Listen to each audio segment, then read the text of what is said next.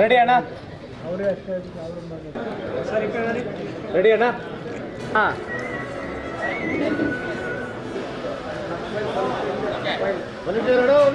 ಬಾಳೆಲ್ಲ ಬೆಳಗುವ ಬೆಳಕ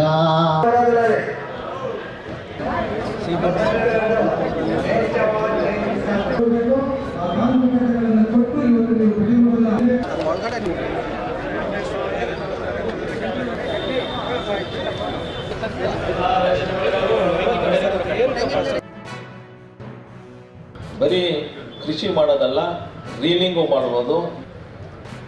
ಅದನ್ನೆಲ್ಲ ನಿಲ್ಲಿಸಿ ಅಂಥದ್ದೇ ಒಂದು ಮಾರ್ಕೆಟ್ ಕೋಲಾರಲ್ಲೇ ಮಾಡಿ,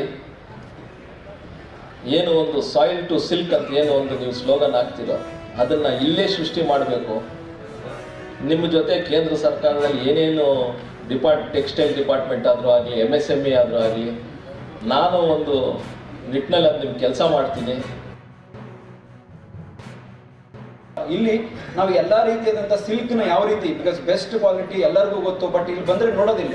ಎಲ್ಲಿ ನೋಡ್ತಾರೆ ನಾವು ಲೈಕ್ ಒಳ್ಳೆ ರೇರಿಂಗ್ ಮಾಡೋದಲ್ಲಿ ಮತ್ತೆ ವೀವಿಂಗ್ ಮಾಡೋದು, ಆ ರೀತಿಯಾದಂಥ ಒಂದು ಜನಗಳು ಒಂದು ಹತ್ರ ಬಂದಾಗ ಎಲ್ಲ ರೀತಿಯಾದಂಥ ಎಕ್ಸ್ಪೀರಿಯನ್ಸ್ ಆಗಬೇಕು. ರೇರಿಂಗ್ ಈ ರೀತಿ ಆಗುತ್ತೆ, ರೀಲಿಂಗ್ ಈ ರೀತಿ ಆಗುತ್ತೆ, ಮತ್ತೆ ಮಾರ್ಕೆಟ್ ಔಟ್ಲೆಟ್ ಅಲ್ಲೇ ಒಂದು ಒಳ್ಳೆ ಸೀರೆ ತಗೋಬೇಕು ಅಂತಂದ್ರೆ ಒಂದು ಜಾಗ ಸಿಗಬೇಕು.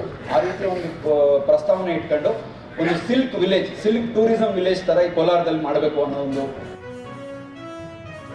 ಒಬ್ಬರಿಗೂ ರೇಷ್ಮೆ ಪರಿಚಯ ಮಾಡಬೇಕು.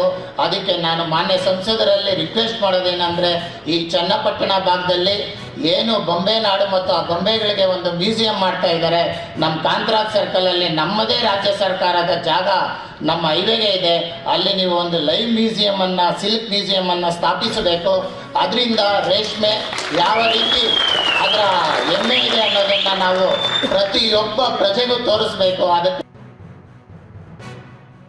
ಏನೋ ಒಂದು ಆತಂಕ ನಿಮ್ಗಿದೆ, ದಯವಿಟ್ಟು ಆತಂಕ ಯಾರಿಗೂ ಬೇಡ. ಇನ್ನು ಏನು ನಮ್ಮ ಮಾರ್ಕೆಟ್ಗಳಿಗೆ ಗೂಡು ಬರ್ತಾ ಇದೆ, ಇನ್ನು 4ರಷ್ಟು 10ರಷ್ಟು ಗೂಡು ಬಂದರೂ ಕೂಡ ಪರ್ಚೇಸ್ ಸೇಲ್ ಆಗುತ್ತೆ. ಕೊಳ್ಳೋರು ಇದ್ದಾರೆ, ರೇಷ್ಮೆಗೆ ಬೇಡಿಕೆ ಇದೆ. ಹಂಗಾಗಿ ಪ್ರತಿಯೊಬ್ಬರು ರೈತರು ಕೂಡ ಯಾರು ಆತಂಕ ಪಡೋದು ಬೇಡ.